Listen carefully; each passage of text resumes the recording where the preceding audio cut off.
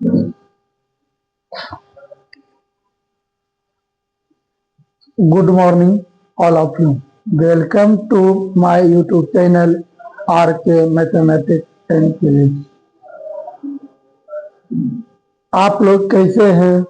आशा करते हैं कि आप लोग अच्छे और स्वस्थ होंगे और मन लगाकर पढ़ते होंगे।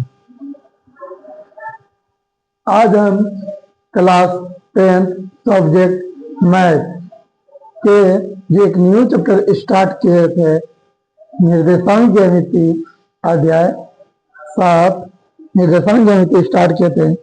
इससे पहले एक क्लास ले चुके हैं। आशा करते हैं कि आप लोग उस क्लास को देख लिए होंगे और देखकर आप सबको समझ में आ गया होंगे। पिछले क्लास में पढ़ाए थे कि निर्देशांक ज्यामिति क्या है, उसके बाद उसके परिचय दिए थे, बताए थे। फिर उसके आगे चल के बताए थे डिस्टेंस फार्मूला क्या है, डिस्टेंस फार्मूला कैसे निकाला जाता है, और उस पर एक सवाल बताए थे। आज हम निर्देशांक ज्यामिति के बारे में, ज्यामिति में क्या क्या आता है उसके बारे में, और उसको कैसे दिखाएंगे कि यह बनेगा, वही उसी के पर चर्चा करेंगे। चलिए देखते हैं कि आज निर्देशांक ज्यामिति पढ़ाएंगे कोऑर्डिनेट ज्यामिति, कोऑर्डिनेट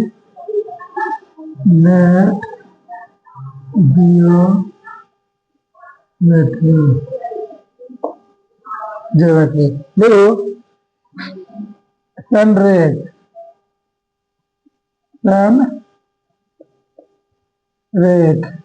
बिंदु,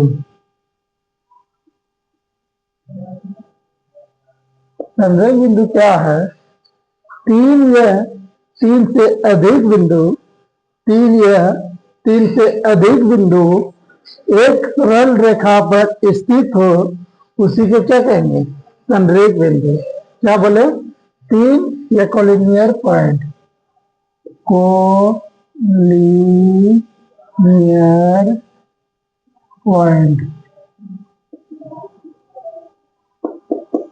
कोलिनियर पॉइंट देखो क्या इसका डिफिनेशन क्या होता है? तीन से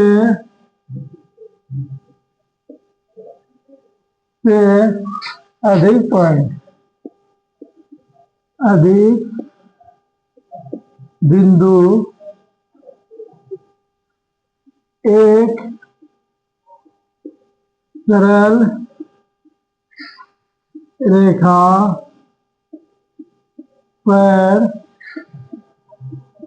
स्थित हो, उसी को क्या कहेंगे? संरेख बिंदु। और तीन या तीन से अधिक बिंदु, मान लेते बिंदु 1, 2, 3, 4, तीन बिंदु लेते हैं। तीन बिंदु लिए, मान लेते बिंदु 1 ए है, दूसरा बिंदु सी है, तीसरा बिंदु दूसरा बिंदु बी, तीसरा बिंदु सी। इसका बिंदु ए का निर्देशांक दिया रहता है। क्या दिया रहेगा? बिंदु ए का निर्देशांक, बिंदु बी का निर्देशांक, बिंदु सी का निर्देशांक, तीन बिंदु दिया रहेगा। उसको बोलेगा, इसको दिखाइए कि यह बिंदु संरेख है कि नहीं। संरेख दिखाने के लिए देखो इसमें कितना दूरी होगा। एक दूरी याद करना पड़ेगा, ए बी, दूसरा बी सी, और तीसरा ए सी। तीनों दूरी ज्ञात कर लेंगे डिस्टेंस फार्मूला से, दूरी सूत्र से। तीनों दूरी ज्ञात करके देखेंगे क्या देखना है।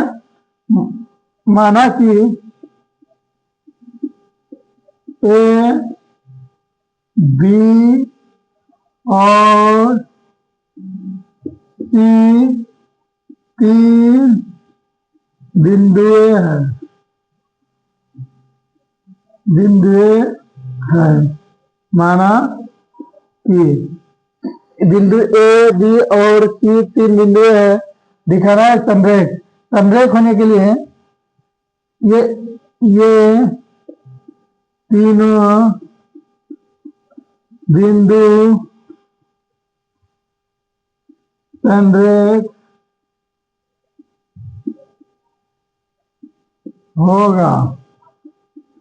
होगा यदि AB की दूरी प्लस BC की दूरी इक्वल टू AC की दूरी होगा। क्या लिखे? दूरी फॉर्मूला से निकाल लेंगे। बिंदु A और B के बीच की दूरी, उसके बाद B और C के बीच की दूरी और A और C के बीच की दूरी, इस तीनों में से सबसे बड़ा साइड जो निकलेगा सबसे बड़ा और उस दोनों का योग के बराबर हो जाएगा, उसी तब वह क्या होगा? संरेख बिंदु होगा। कंडीशन याद रखा। देखिए तीनों डिस्टेंस निकाल लेंगे, सबसे बड़ा के बराबर कर देंगे और दो को जोड़ देंगे। तो पहले शुरू में ए बी की दूरी क्या करेंगे, दूसरा बी सी की और तीसरा ए सी की। तीनों का दूरी ज्ञात करके अगर इस कंडीशन का फॉलो करता है तो वह क्या कैसा बिंदु होगा? संरेख होगा। कैसा बिंदु होगा? संरेख होगा। अगर ये दोनों बराबर नहीं होगा तो वह क्या? ओ संरेख, non collinear point, non collinear point. समझिए। आज चलते हैं, चार बिंदु दिया रहता है, कितना? चतुर्भुज। अब क्या दिया रहता है? चार बिंदु, एक दो तीन चार, कितना? A B C D, A B C D, चार बिंदु ले लिए। चार बिंदु से क्या बनेगा? चतुर्भुज बनेगा। क्या बनेगा? चतुर्भुज बनेगा। चतुर्भुज बन गया। अब माना कि बिंदु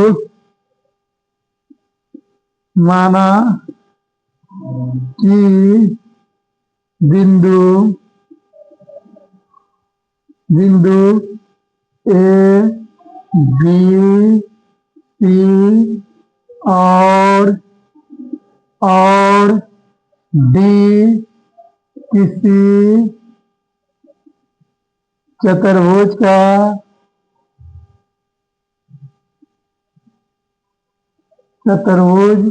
के शीर्ष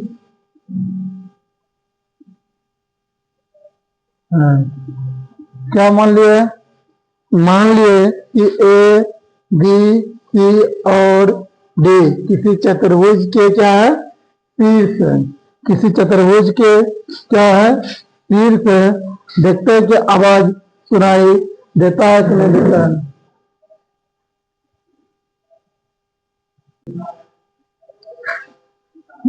मान लिए ए बी सी और डी किसी चतुर्भुज के क्या है? शीर्ष है। आप देखते हैं इस शीर्ष दिया है, इसमें चारों भुजा निकालेंगे, लेंथ और साइड ए बी निकालेंगे, A B D C C D और ए डी भुजा निकालेंगे, चारों भुजा निकाल लेंगे, A B B C C D और ए डी, चारों भुजा निकालेंगे। भुजा ज्ञात करेंगे और विकर्ण भुजा ए बी, आगे लिख देते हैं, सॉरी, भुजा A B B C C D और ए डी ज्ञात करें। सब प्रथम ही चारों भुजा ज्ञात कर लेंगे, उसके बाद विकर्ण विकर्ण ज्ञात करेंगे ए सी और बी डी। ए सी और बी डी ज्ञात करेंगे, ज्ञात करेंगे। करने के बाद देखेंगे क्या, करने के बाद देखेंगे क्या, देखेंगे पीछे। यदि यदि ए बी बराबर बी सी बराबर ए सी बराबर ए सी बराबर ए डी, चारों भुजा आपस में बराबर होंगे तथा विकर्ण A C equal to B D बराबर नहीं होंगे, तब ये चतुर्भुज ए बी सी, चतुर्भुज ए बी सी डी एक सम चतुर्भुज होगा। क्या होगा? सम चतुर्भुज, चतुर्भुज होगा या बनेगा हो। देखो पहला नंबर क्या लिखे, यदि ए बी बराबर बी सी बराबर ए सी बराबर ए डी, चारों भुजा बराबर हो जाएगा तो विकर्ण A D A C not equal to B C B D होगा, तो वह कैसा चतुर्भुज होगा, कैसा चतुर्भुज बनेगा, सम चतुर्भुज बनेगा। यदि चारों भुजा बराबर और विकर्ण भी बराबर हो जाएगा, यदि ए बी, दूसरा नंबर, यदि ए बी बराबर बी सी बराबर ए सी बराबर ए डी तथा विकर्ण ए सी बराबर बी डी होगा, तब चतुर्भुज ए बी सी डी ए क्या बनेगा, वर्ग बनेगा। क्या बनेगा? वर्ग होगा। क्या होगा? वर्ग होगा। दूसरा नंबर पर क्या कर दिया, चारों भुजा बराबर तथा विकर्ण भी बराबर होगा तो चतुर्भुज एबीसीडी क्या बनेगा, वर्ग होगा। क्या होगा? वर्ग होगा। तीसरा नंबर, यदि सम्मुख भुजा बराबर होगा, ए बी बराबर सी डी, ए बी बराबर सी डी तथा ए डी बराबर बी सी होगा, तो तथा विकर्ण ए सी बराबर बी डी नहीं होगा, तब वह कैसा चतुर्भुज बनेगा, समानांतर चतुर्भुज। यदि सम्मुख भुजा, यदि सम्मुख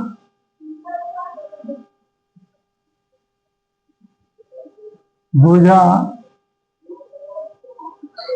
ए बी बराबर सी डी तथा बी सी बराबर ए डी, ए बी बराबर सी डी तथा बी सी बराबर ए डी होगा, और विकर्ण A C not equal to B D, A C not equal to B D होगा, तब चतुर्भुज ए बी सी डी एक समांतर चतुर्भुज बनेगा। क्या बनेगा? समांतर चतुर्भुज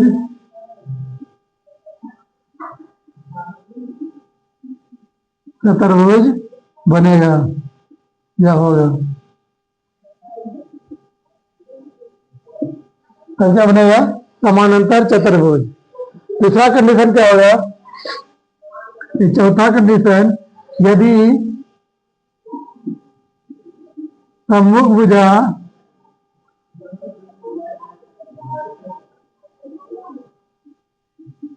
भुजा सम्मुख भुजा ए बी बराबर सी डी तथा बी सी बराबर ए डी ए डी और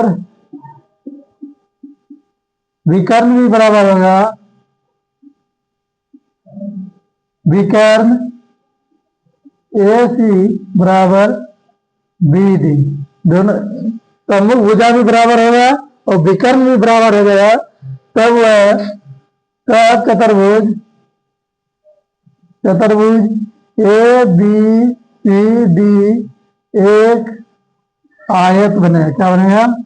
आयत या रेक्टेंगल आयत होगा। समझिए जो है आयत के शीर्ष होगा। आप सबको ये चारों समझ में आ गया होगा? क्या समझ में आ गया होगा? और दूसरा कंडीशन क्या है? और चौथा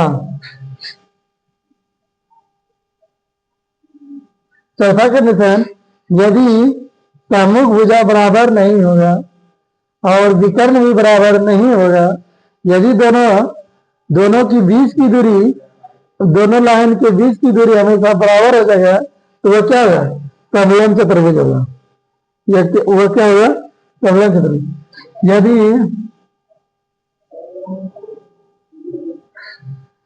सम्मुख भुजाएं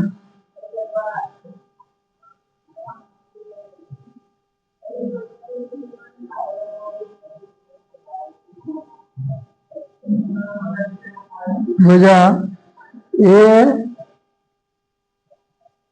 भी समांतर सी डी तथा बी सी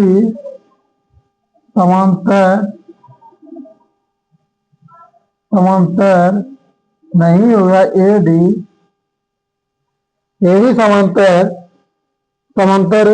सम्मुख भुजा ए भी समांतर तथा बी सी समांतर ए डी नहीं होगा तब वह चतुर्भुज ए बी सी डी एक समलंब चतुर्भुज होगा। समलंब चतुर्भुज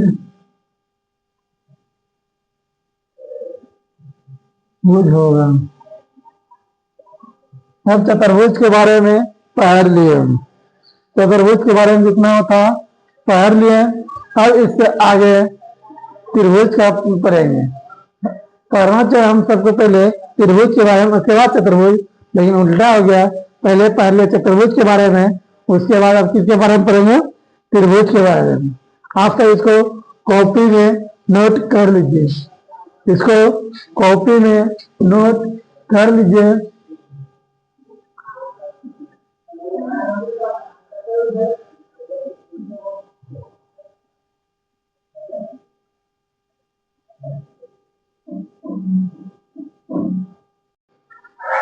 अब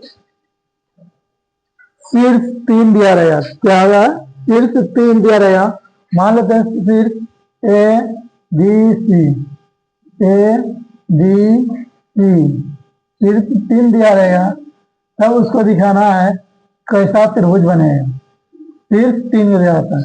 मान लेते हैं माना कि ए बी और सी किसी त्रिभुज के शीर्ष है। किसी त्रिभुज के शीर्ष है तो तीनों डिस्टेंस ज्ञात करेंगे। पहले क्या? तीनों डिस्टेंस। पहले ए बी ज्ञात कर लेंगे, बी सी ज्ञात कर लेंगे और ए सी ज्ञात कर लेंगे। भुजा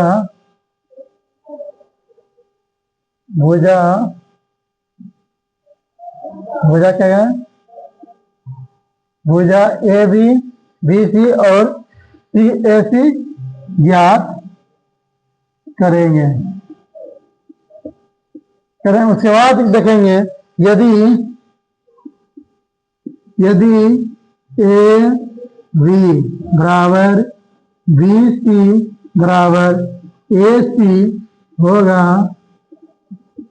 अगर तीनों बराबर हो जाएगा तब त्रिभुज ए बी सी एक कैसा त्रिभुज बनेगा? समबाहु त्रिभुज। कैसा बनेगा? समबाहु त्रिभुज। क्या होगा? समबाहु त्रिभुज होगा। कैसा त्रिभुज होगा?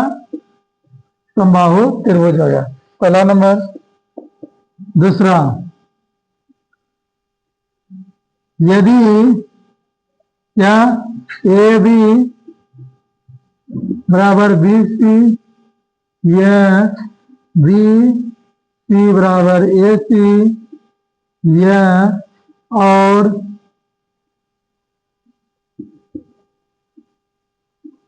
ए सी ए बी बराबर ए सी, इस तरह होगा।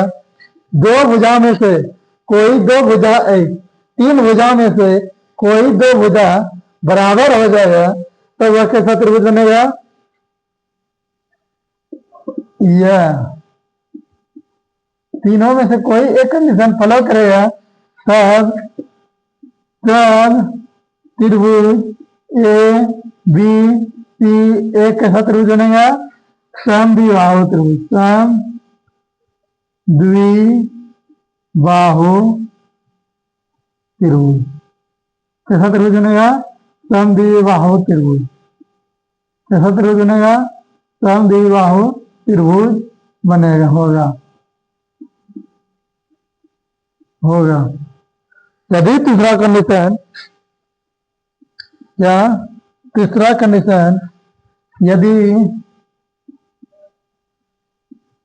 ए बी बराबर नहीं होगा बी सी बराबर नहीं होगा ए सी, मतलब तीनों भुजा अलग अलग होगा, डिफरेंट होगा, तब त्रिभुज ए बी सी एक कैसा त्रिभुज होगा?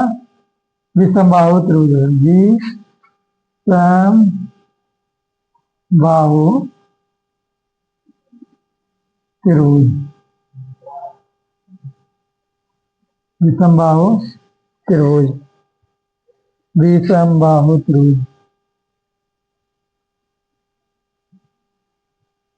विषमबाहु त्रिभुज त्रिभुज होगा। समझ गए? देखो क्या क्या बताएं। यदि ए बी बराबर नहीं होगा बी सी बराबर नहीं होगा ए सी तब त्रिभुज कैसा बनेगा? विषमबाहु त्रिभुज बनाए। त्रिभुज बता दिए, चतुर्भुज बता दिए और संरेख बिंदु के बारे में बता दिए।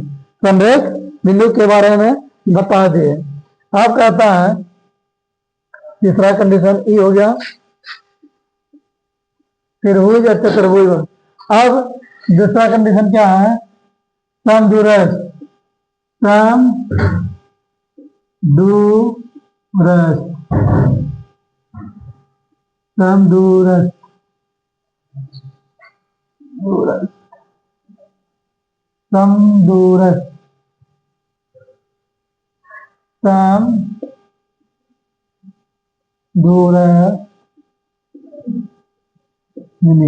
समदूरस्थ मतलब क्या होता है?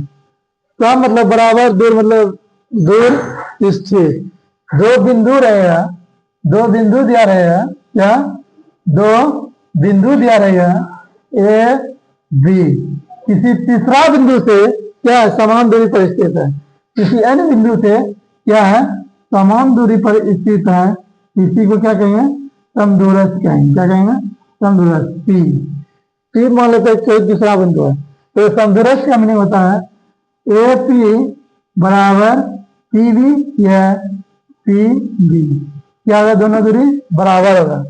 समदूरस्थ का मतलब यही होता है कि ए पी बराबर पी बी, ये ए पी बराबर पी बी होगा ये पी ए बराबर पी बी, पी ए बराबर पी बी, यहां से दूर इतना दूर, यहां से यहाँ, तो पी ए बराबर पी बी। समझ का मीनिंग हो गया। आशा करते हैं कि आप सबको समझ में आ गया है। अब इसके बाद कल जो बताएंगे, कल से सवाल बताएंगे, तब उसके बाद नेक्स्ट क्लास लिया जाएगा। कल जो है 10 सवाल बताएंगे हर तरह का, तब उसके बाद अगले क्लास में बताएंगे। ओके, धन्यवाद।